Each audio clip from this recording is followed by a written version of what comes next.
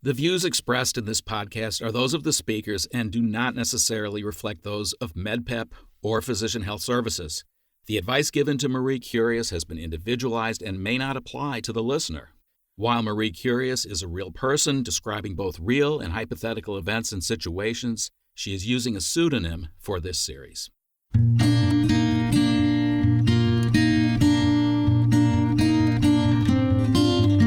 Welcome to another episode of MedPep, the Medical Professionals Empowerment Program. I'm your host, Dr. Les Schwab, an internist, experienced medical leader, and a professional coach. Each session, I help medical leaders and healthcare professionals navigate today's complex and very demanding medical environment. My MedPep role is to guide Dr. Marie Curious, my colleague, a young primary care internist with a demanding practice, as well as a determination to survive and thrive in this environment. In each of these episodes, I facilitate a conversation between Marie and a visiting expert in one aspect of the manifold problems of practicing medicine today. Today's expert is Dr. Diana Dill, who will speak to us about managing your energy through the course of a day. But before we begin, I'd like to ask Marie how things have gone with her since we last met. As you recall, Marie, when we met, we spoke with Dr. Gazelle about mindful medical practice, mindful personal practice. I wondered if you had any observations to share since we met. If I remember correctly from the time we had with Dr. Gazelle, she helped me focus in on the word savor. And part of that task was, how do you savor various moments of the day so that you don't feel like you're just going about in a flutter?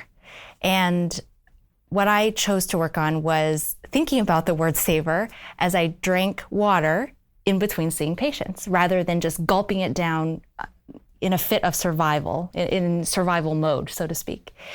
And I have to say, Les, it was interesting. I think, again, like one of the first tasks we worked on, which was to go outside to have lunch, I just could only think about what I was losing time not doing, not catching up on charts, not returning phone calls during that time. And then it was sort of the same with drinking water. I was trying to focus on the word savor, and I would just have these thoughts that crossed my path that said, just drink that water and get on to the next patient. And it just took concentration to even think of the word savor. But I practiced it. And were you able to, as one of our other guests said, hit the off switch and savor, actually be in the moment? I think so. I've tried to focus in on my breathing, actually. That was something else Dr. Gazelle talked about. And not let your thoughts wander while just focusing on the breathing and the drinking of water. Well, you were attentive to what Gail had told us, and I wondered, what was the experience like? If you were to evaluate it, what was it like? I think it was restful, even in those 15 seconds, because instead of my mind already going on to the next task or the next patient or how far behind I was running in clinic, I could take that moment just to breathe. And in the grand scheme of things, I'm sure it did not delay my flow very much at all. And did it allow you to actually feel relaxed as you began the next part of your flow? I think at least it helped me to remember to breathe. Okay, which sometimes is a challenge. And that's the beginning of it. Okay, very good. I'm eager to listen in on your conversation with Diana. Go for it. Today we're going to welcome Dr. Diana Dill. May I call you? Marie. Hi. May I call you Diana? Please do. Wonderful. Please tell me a little bit about yourself and the work that you do, improving the lot of us physicians and healthcare professionals in general. Okay, I'd be happy to. I'm a consulting and coaching psychologist, doctoral level. And the work I do is mostly helping physicians and other clinicians and their practices to do good work and feel good about the work they're doing. I also have a clinical practice with a CBT focus, and in the normal course of things, I end up combining both perspectives, the organizational or consulting psychology perspective that looks at systems and how an environment affects a person. I combine that with the clinical perspective, which helps the person get stronger. and overcome difficulties they're confronting. The reason I got into doing this kind of work, physician coaching around burnout prevention, is several years ago I started seeing a lot of physicians coming into my practice who were very overwhelmed with stress because of the organizational changes that had gone on around them. They didn't understand what was happening to them, much less know how to try to overcome it, and they blamed themselves. I was quite worried because I could see this was an organizational or a system issue, and I worried, who's going to take care of us? Diana, can you speak specifically what sorts of organizational changes are you referring to that was making physicians have this sort of self-reflection? The work speed up, the needing to increase volume and thus shorten visit time. So that hasn't changed at all because those are the very pressures that we're dealing with right this moment. Right. If anything, it's gotten worse despite all our learning about how bad the burnout epidemic is. So what do you tell these physicians?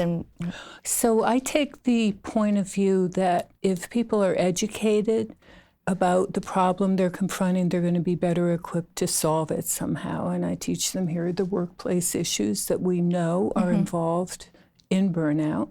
Here are the kinds of things you can do as an individual to strengthen yourself.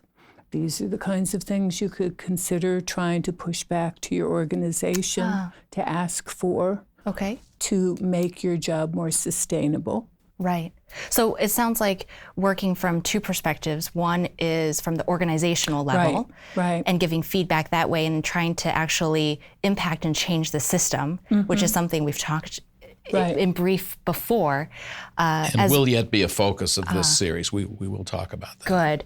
And then the second point of attack, so to speak, is how to cope maybe and better manage and maybe even thrive from an individual perspective. That's right. Okay. That's right. I know that Meg Moore talked to you about valuing yourself and why it's not selfish to take care of yourself. Right. Well, think about it from another angle. Who's going to take care of us if you all can't sustain practice? You know? What, may I ask, are sort of the top couple of take-home points that you feel like physicians could really incorporate into our daily lives to help make practice more sustainable? More sustainable, okay. So stress management is an individual thing. I mean, people will have different stressors. If you're a doc with young children at home, for example, you're going to have different stressors to manage in your life. Check and check, Diana. Than if you're more mid-career, right? Okay. Yes. So it's individual. At the same time, there are things I think physicians really need to recognize if they're going to sustain their energy over the course of a day, which is our topic today, so they can bounce back, be resilient, and tackle the next day. Can I go into a little detail? Please. Okay. So in the CBT world of stress management, we think about arousal as being on a 0 to 100 scale. Think of that metric. And at low arousal levels, that's our baseline when we're relaxed. Think of the mid-range as being a range that's meant for peak performance, when we're quite aroused but not overwhelmed, where our focus and our energy is just right for the circumstances we have to deal with. And then think of high arousal as fight-flight. This is emergency functioning. Well, here's the thing. Humans are really made to hang out at the low levels of arousal. And ideally, for health and for best functioning, we can handle 2 to 4 hours at a stretch of arousal in the middle zone before we start losing our ability to focus and problem solve, before we start losing our ability to interact well with other people. Diana, may I ask one quick question? Yes. So the 2 to 4 hour window, a lot of doctors' sessions are 4 hours. Right. Does that 30-minute break in between one session and the next count as enough of a break? What do you think? No. Yeah. So humans can sustain those 2 to 4 hour cycles, probably 2 of them over a course of a day, if they have a break in between that's long enough for them to recover. Wait, 2 hours in the whole course of a day? 2 to 4 hour sessions over the course of a day. I see. Yeah. Okay. And if they're able to really fully relax during those sessions. If not, I mean, how many clinicians do you know who ask themselves to go 8, 10, 12 hours at a pretty high, moderate arousal level, trying to field many things at once? Yeah. One incredibly complex problem to solve after another, a team to manage, to-do lists to keep straight, who try to do that for 12 hours at a stretch. And then what happens? It's sort of unthinkable. I'm not even doing 12 hours at a stretch. You know, I have typically a morning session, afternoon session. But Diana, what I'm actually thinking about in terms of the mid to higher arousal is that I don't want to be, I don't want to be, and I don't think I can be at low arousal when I'm at home. I have 2 young kids, and I've alluded to that before. So does that count? You can't really relax. Yeah, does that count as my third session? Probably does, doesn't it? So then I'm out of sessions for the day. Well, you are young. And, you know, I mean, age makes a difference in how well people sustain that kind of schedule, too. Okay. So knowing that we can, as humans, be at that mid-arousal level just for about 2 to 4 hours before, you know, the quality of work, for example, starts to go down, what practical things have you recommended for physicians to do? It's a really good question. First off, I try to get them to monitor themselves so they know what their own arousal level is. Yes. Okay. And often they will see, gee, I'm going 8 to 9 hours, maybe more, at a 50 or 60 on that 0 to 100 scale. And no wonder I'm tired. Yeah. So first step is to monitor yourself. Second step is to set a target schedule for yourself. To manage your energy over the course of the day, really map out a target arousal level over the course of the day. So from 9 to 12, for example, I'm going to be peak performance. I'm going to be at a 45 to 50, and I'm going to be using all cylinders. And then I'm taking an hour break. And then I'm going to come back and do it again. And then during that hour break, you're looking at me like, in whose world? Well, you know, Diana, I was just thinking what an apt analogy. It feels like almost like a speedometer for a car. And I'm still trying to wrap my mind around arousal from 0 to 100 and 50 being peak performance. It's sort of like what Les mentioned before about the Starling curve. There's an optimal point. Same curve, the Yerkes-Dodson. Yeah, same curve. And so that's the thing is that, I mean, myself included, and I think a lot of other physicians, not just in training, but then in practice, is we're probably operating at 80, 90, or 100% of that arousal level. You know, it's, especially in hospital, but even in clinic, you're trying to balance phone calls, an upset patient, a sick patient, a dying patient in the hospital, somebody who needs counseling in the office. It's just coming at you from all angles. And I feel like my arousal level is much higher, much of the time. It's higher than that middle range. Right. Do you feel like being experiential about this a little bit? Sure. Like, here's what I mean by that. Yeah. So if I gave you the markers of the different points of the 0 to 100 scale, maybe you could think to yourself, what's my arousal level right now? And what was it at different points yesterday?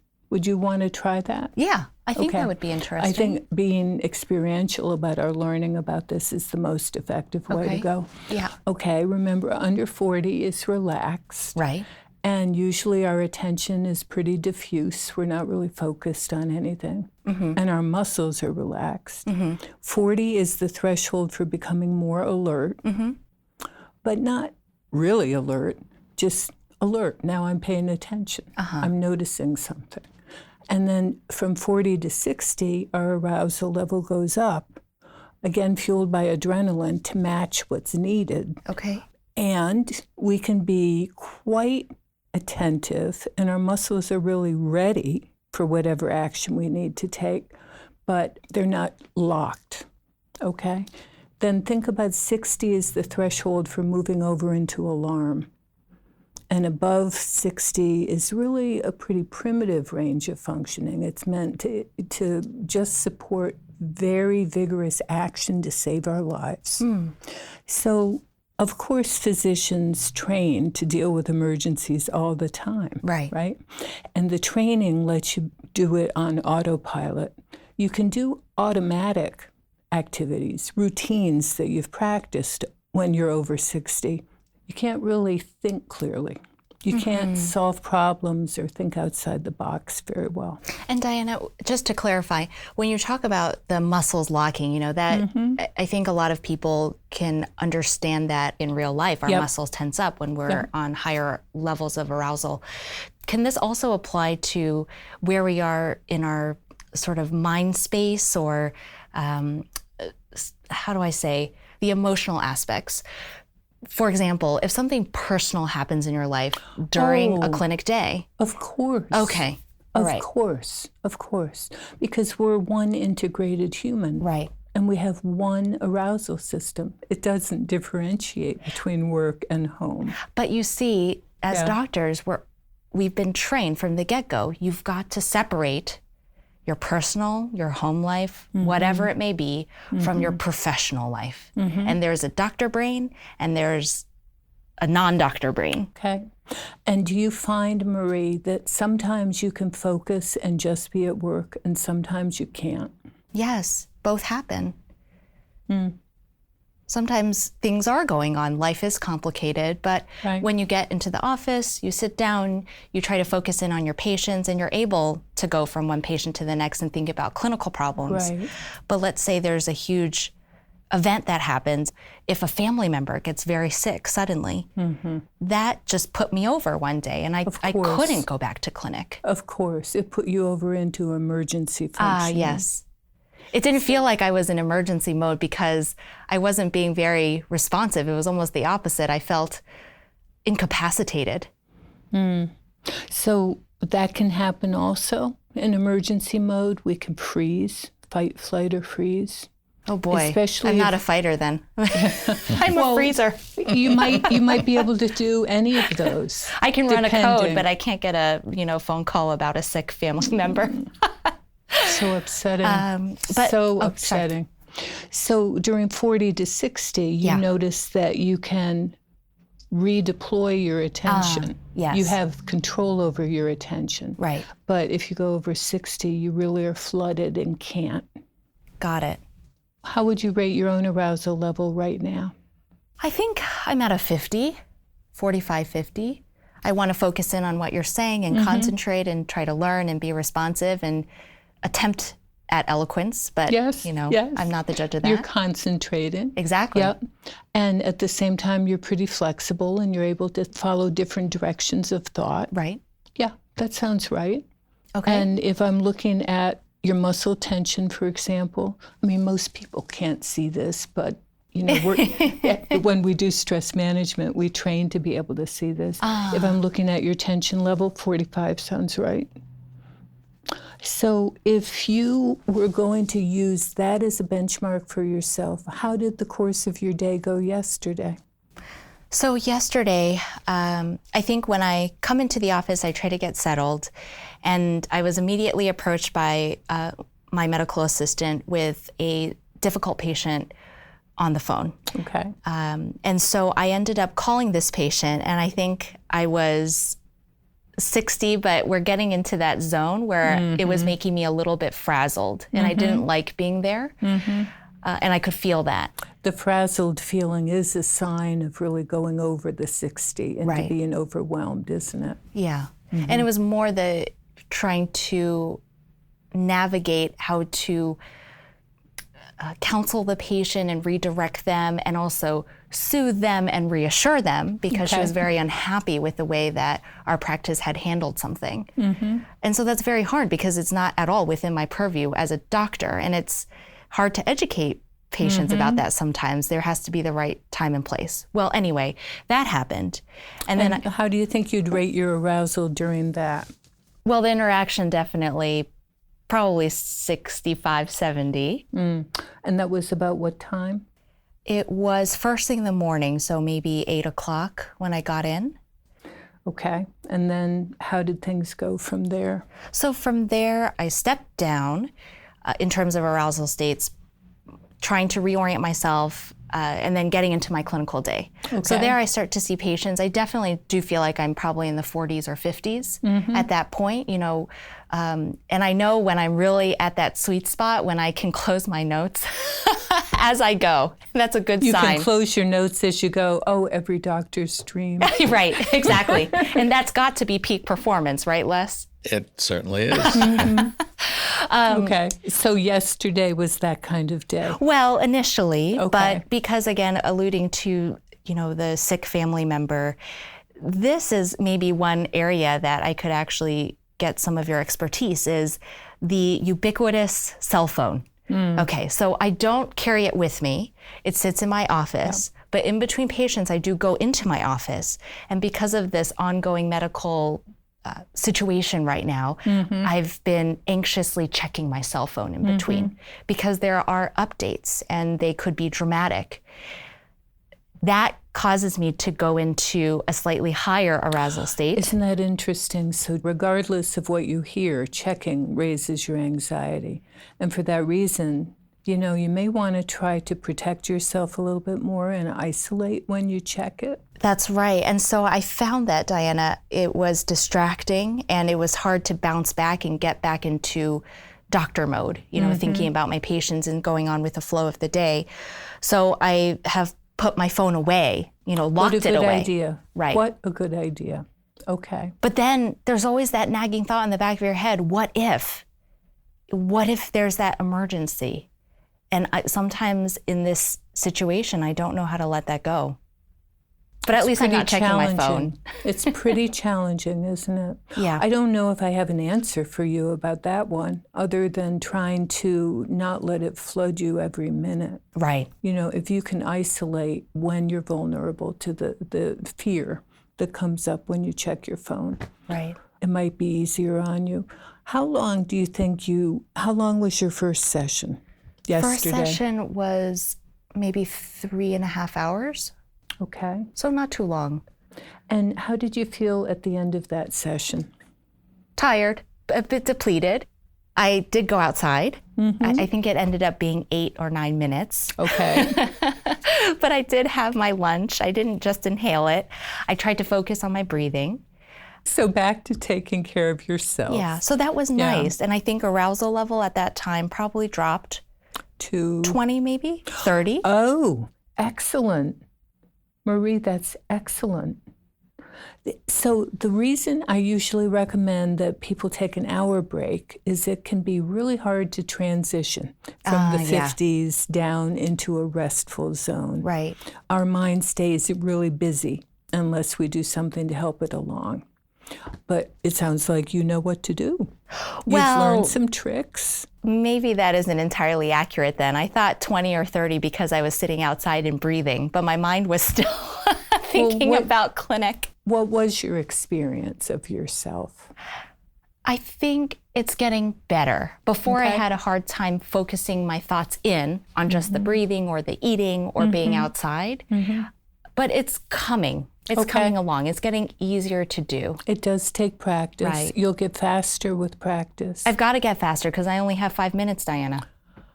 Now, okay, so this is where I talk to doctors about, you know, this isn't sustainable, not good for patient care, to not get enough of a break.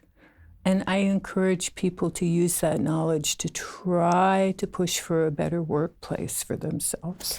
So here's the conundrum, and I don't know if we can solve it here, and I think it's happening across a lot of practices and for a lot of physicians. We've been asked to increase productivity, and part of that is encounters, and what goes hand in hand with that is adding on patients during the day. Yeah. There's going to be a certain level of patients that don't come to their appointments. And so where do we make that up? We've been given various suggestions by my supervising physicians that you can add on during breaks, during lunch break, or to the end of your clinic day. Now, for some people, that's very doable. I can't do it at the end of the day because I have a hard deadline of when I need to pick up my daughter from daycare. And that's just the reality of life. But then now, so I'm presuming in the upcoming few weeks to months, I will need by decree almost. By decree. By decree, that I need to start adding patients during my break. So you're in a hard place, Marie. On the one hand, your organization is asking you to do something that pushes you beyond the bounds of what's sustainable. And on the other hand, you know that, and you feel an obligation to take care of yourself. So what are your options? Diana? I would say that, Diana, you're right. The organizations, the environment are making demands that ultimately are not sustainable. And they impact us physiologically in this arousal way. And at some point, the over-arousal is depleting and has consequences that are now widespread and understood in physician burnout in terms of personal ill health, personal emotional health suffering, relationship suffering, and medical error. So at some point, the price paid for absorbing this and just trying to operate at that high level is too high. So we will get to the possibilities for activism and organizational change and workplace efficiency and delegation and structural environmental solutions. We will get there another day. But in the meantime, I think your point is that we still have to manage that stress. And there are things at any level of stress where we can learn to take it down a notch so that the cumulative cost in that individual physiologic way is not as high as it is when it's first asked. Yeah. Is that a fair statement? If there's more work to do than you can possibly do within the allocated time, what's going to give? I think that's the question we're being asked to address. And I agree that the solution to that is to sort of make the work manageable in quantity or efficiency. But when one is in this current stress, I believe you're encouraging us to think about ways we can modulate the energy as best possible to break these stressful periods up, to do things like mindful practice that can temporarily bring at least the physiologic arousal down to 20 or 30 as a break. So that's even though you're going to go back to another high arousal situation, that the cumulative energy spent over the day is at least broken up and there are some brief periods of restoration. That's right. That's right. And the key is to take an effective break when you can take a break. Okay. So that you're really coming down below 40. Right. The strategies you're learning are really beautiful strategies. Okay. Anytime we can tune out all the incoming and unplug and focus on one thing, we help ourselves to come down below 40. Okay, so the breathing, the savoring, these are great strategies to use. And you're noticing that you can transition fairly quickly, and that will get better with practice. Let's say I'm in a patient room and we're talking about something and my arousal level is getting higher and higher. It's a stressful situation or the patient is very ill. It's a hard family situation. It comes up on a daily basis. How do I recognize that and then bring down that dial? That's a really good question. And there are a lot of different things that people can try depending on who they are.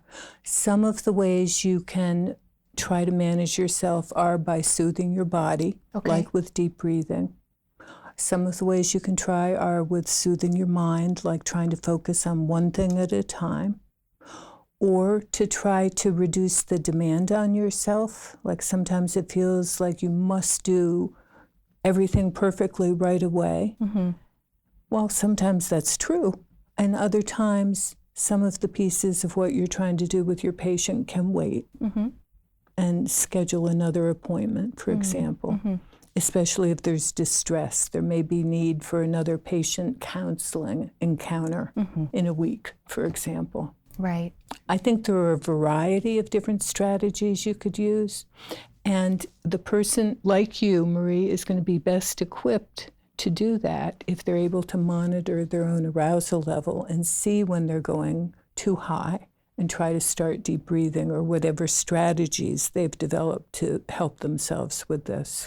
Are you able to multitask, or are physicians able to multitask doing this in a clinic visit? So I'm just imagining one of my patient experiences yesterday.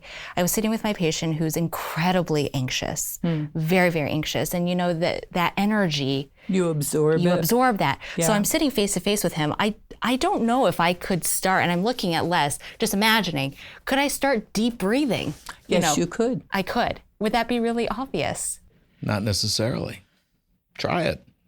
I'm doing that now. All right. How do I diffuse that energy while focusing on his medical issue and counseling him at the same time, all within 20 minutes or less? Quite Ideally a challenge, less. Isn't it? Well, but I think Diana's urging us to figure these breaks out, even in the midst of the demand. Okay.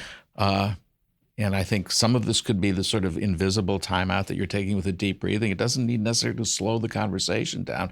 You just don't need to jump in. Let the patient talk a little longer and take a few extra breaths. You'll still mentally attend to it, but you can do that much multi-channel work, I think. I'm practicing now. All right.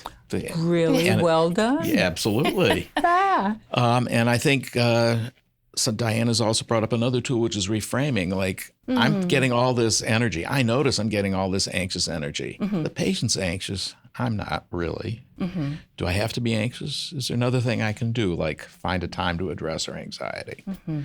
I think it could even apply to that personal emergency that you related to, that unless your utility was needed in the moment to have to be there then and there, you'll find out. You'll support your loved ones at a time you're able to provide support, and you don't have to be there at that time. Whether I'm worrying frantically or not. That's right. That's right. I realize that means you want the engagement, you want to be there. That's very positive, but in terms of the net cost and your being adding to you going over 60, 70, you don't have to pay that one then and there. Yeah. That's food for thought. Yeah. On the subject of multitasking, yes, trying to do more than one thing at a time will make you more anxious. And if you can possibly prioritize and just do one thing at a time, so you give yourself the benefit of focusing, savoring, as Gail described it. Yeah. It will make you feel better too. Thank you for affirming that, Diana. I have this sneaking suspicion. I feel like I'm the only person possibly in the whole medical profession that cannot multitask very effectively. I don't believe that it works well. I can't do two things at once. I think it's a myth myself. Yeah. We know it doesn't work well. People don't do as well when they're multitasking and they feel worse. If anything, I think it might make sense to think of it as a sign of anxiety, that we've lost our focus, and so we're trying to do something we can't do. Does typing notes while you're seeing the patient count as multitasking if you're a really good typer? Don't you think it does? But what am I going to do, Diana? I can't finish my notes. I know. Topic for another day. Well, these are dilemmas, and I think the best we can do sometimes is just highlight the dilemma and as a way of starting a solution process. A lot of food for thought. So if I can just sum up, I think, Diana, you've taught us the importance of trying to be very self-aware of our arousal level. Recognize that our demands frequently put us over the range of both peak performance and sustainability. Right. And that if we can attend to that and then figure out through some of the strategies you've also outlined, ways to bring us back, perhaps briefly, perhaps with a substantial break between these moments, that in the end we will get through the day with less frittered energy spent, better focus and attention to the tasks at hand. And that is a skill that will help us get through even the new demanding day. Is that really well summed up? Okay. Thank you, Les. Well, thank you. And I will say this is something at all stages of practice, beginning or toward the late stages myself, this is all applicable, something we all can think about and use. So Marie, I'd like to ask if I could give you something to do in the interim before we meet again. Very much so, Les. Oh, great. So you showed us that you can monitor your state of arousal as you were here and now, and also as you go through the course of your day. So if you could just observe the arousals as you go through the next any number of days of your practice, and just observe how much of your time are you spending at what. Just observe it and just see what is the real burden of all of this like. I'm actually in this moment imagining my mental speedometer and looking at that dial. And throughout the day, I'll try to make a note of where it sits. So terrific. So just check in and note where it sits. And then if you're feeling bold, if you notice, oh, I'm at 70. Yeah. I'm over the speed limit. Can you hit the brake for however long as possible with one of these techniques of breathing, of savoring, of a brief walk outside, of reframing this as not so speedy and important in the moment, and see if you can take the arousal down a little, if you're feeling bold and want to try it. I can just envision my future Press-Ganey, comments. Doctor breathes very loudly and slowly. But she was so calm and reassuring. She was so calm. Marie, good to see you again, and I look forward to our next meeting. Thank you, Les, always for being my guide. Thank you again, Diana. You're welcome. It was a pleasure. And with other mentors and teachers we meet along the way will help me stay passionate about medicine and about my life outside of medicine while hopefully helping some along the way. Very good.